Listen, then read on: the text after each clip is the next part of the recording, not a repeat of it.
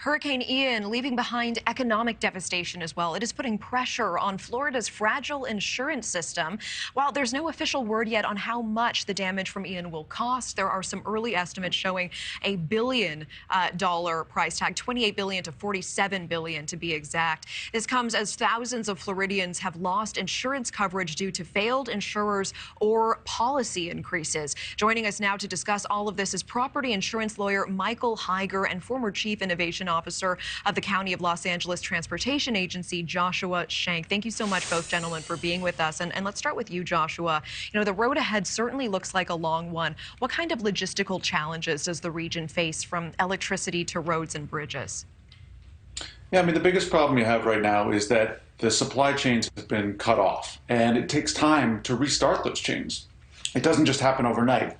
So first you have to restart, you have to rebuild, you have to get everything in place such that you can get the people there and the goods to where they need to go so that you can start rebuilding what was devastated by this hurricane.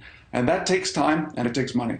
And Michael, you know, according to the Washington Post, Florida is the most risky piece of land in the world for insurers from a catastrophe standpoint. Is this true? And if so, I mean, are there areas that should not be rebuilding after this storm?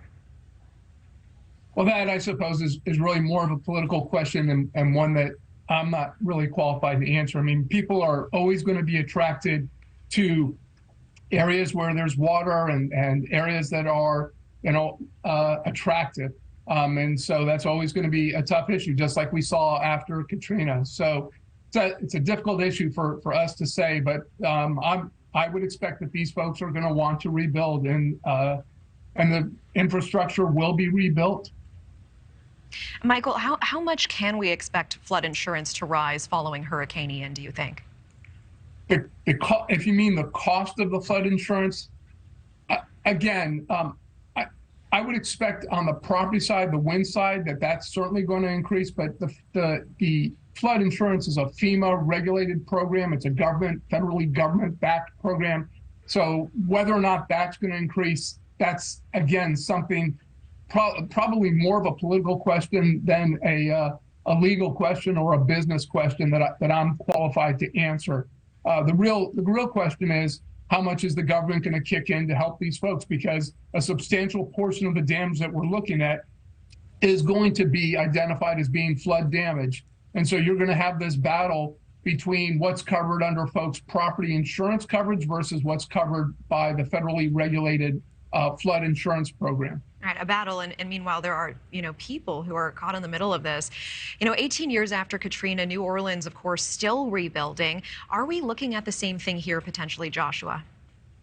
Well, look, I mean, it always takes time, and yes, there are things that are going to be more challenging. The good news is that you did see some things after Katrina and after other disasters like the Northridge earthquake here in Los Angeles. You did see things accelerated compared to their typical pace when it comes to infrastructure rebuild. Oh, I think we may have just lost audio there. But Michael and Joshua, certainly appreciate your time tonight. Thank you so much for joining us. Thank you for watching. Go to newsnationnow.com to find News Nation on your television provider. And don't forget to click the red subscribe button below to get more of News Nation's fact-driven, unbiased coverage.